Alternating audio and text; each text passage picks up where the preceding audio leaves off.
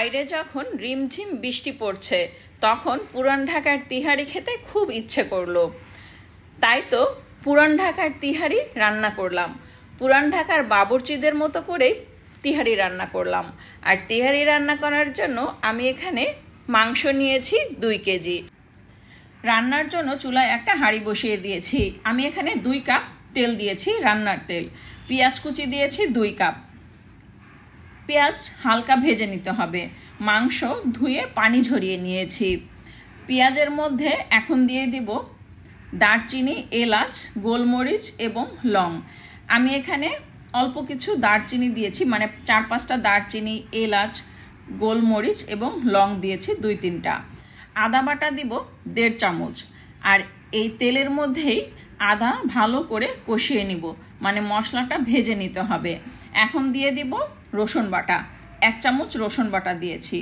আদা, রসুন এবং গরম মশলা এই তেলের মধ্যে ভালো করে ভেজে নিতে হবে। এখন এখানে দিয়ে দিব তিহারির প্যাকেট গুঁড়া মশলা। এই মশলাটা দিয়ে খুব সহজে ঝটপট করে আপনি যখন তখন এই তিহারিটা রান্না করতে পারবেন। পুরান ঢাকার তিহারির স্বাদ পেতে চাইলে আপনি এভাবেই তিহারিটা রান্না করবেন, দারুণ মজার হয়। তো আমি এখন ধুয়ে পানি ঝরিয়ে রাখা মাংস এই মশলার মধ্যে ভালো করে কষিয়ে নিব। মশলার মধ্যে ভালো করে মাংসটা কষাতে হবে। এখন দিয়ে দিব এখানে লবণ, পরিমাণ মতো লবণ দিতে হবে। আমি লবণের পরিমাণটা একটু বেশি দিয়েছি, যাতে করে চালে লবণটা একটু কম দিলেই হয়ে যায়। এই মাংসটা ভালো করে কষিয়ে নেওয়ার পরে দিয়ে দিব টক দই। আমি 1 কাপ টক দই দিয়েছি। এই মাংসের মধ্যে আলাদা করে পানি দেওয়ার কোনো প্রয়োজন নেই।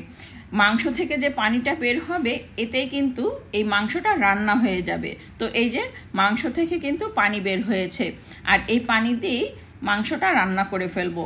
এখন এখানে দিয়েছি 8-10টা কাঁচামরিচ। ঢাকনাটা সরিয়ে আবারও ভালো করে নেড়ে দেব, কারণ একটু পরপর নেড়ে না দিলে কি হবে, নিচে লেগে যেতে পারে মাংসটা। আর উপরে কিন্তু তেলটাও উঠে এসেছে। তো আবারও ভালো করে নেড়েচেড়ে দিতে হবে। একটু পরপর নেড়েচেড়ে দিলে কি হবে, নিচে লেগে যাওয়ার ভয় থাকবে না।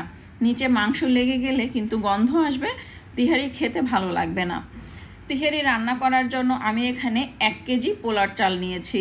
30 মিনিট চাল পানিতে ভিজিয়ে রাখবো, আর এতে করে তিহারিটা অনেক ঝরঝরে হবে, খেতে ভালো লাগবে। তেলটা যখন উপরে উঠে আসবে তখন লো আঁচে মাংসটা রান্না করতে হবে। এতে করে মাংসটা একদম সফট হয়ে যাবে, সিদ্ধ হয়ে যাবে খুব ভালো। তো হয়ে গেছে, আমি এখন মাংস তুলে নিব। মাংসের তেলটা এই হাঁড়ির মধ্যেই থাকবে। আমি উপর থেকে মাংসগুলোকে আলাদা করে নিচ্ছি। আর যে হাঁড়িতে মাংস রান্না করবেন ওই হাঁড়িতেই তিহারিটা রান্না করবেন। তিহারিতে সরিষার তেলের আলাদা একটা ফ্লেভার আসে। তো পুরান ঢাকার তিহারি কিন্তু সরিষার তেল দিয়ে রান্না করা হয়।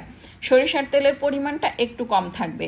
আমি এখানে 1/2 কাপ পরিমাণ সরিষার তেল দিয়েছি।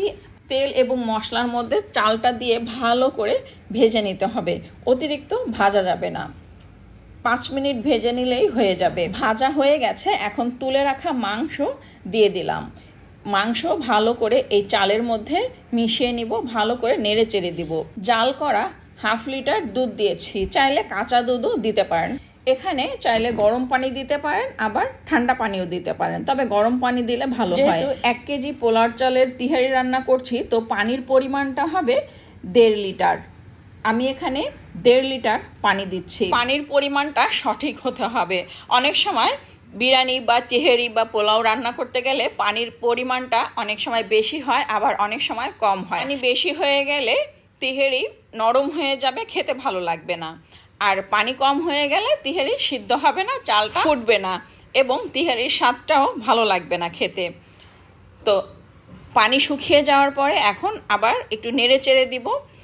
হয়ে গেছে। উপর থেকে আমি 2 চামচ কেওড়া জল দিয়েছি, আর দিব ঘি। আমি এখানে 2 চামচ ঘি দিয়েছি। হয়ে গেল দারুণ মজাদার পুরান ঢাকার তিহারি। তিহারির স্বাদ পেতে চাইলে এভাবে মজা করে তিহারি রান্না করুন। পরিবারের সবাই খুব মজা করে খাবে। কষ্ট করে আর তিহারি খেতে পুরান ঢাকায় যেতে হবে না, ঘরেই মজাদার তিহারি রান্না করে পরিবারের সবাইকে খুশি করে দিন। এতক্ষণ ধরে রেসিপিটি দেখার জন্য আপনাদের জানাই অসংখ্য অসংখ্য ধন্যবাদ। রেসিপিটি ভালো লাগলে একটা লাইক দিবেন, কমেন্ট করবেন এবং যারা এখনও আমার পেজটি ফলো করেননি প্লিজ ফলো করবেন। সবাই ভালো থাকবেন। আল্লাহ হাফেজ। আসসালামু আলাইকুম।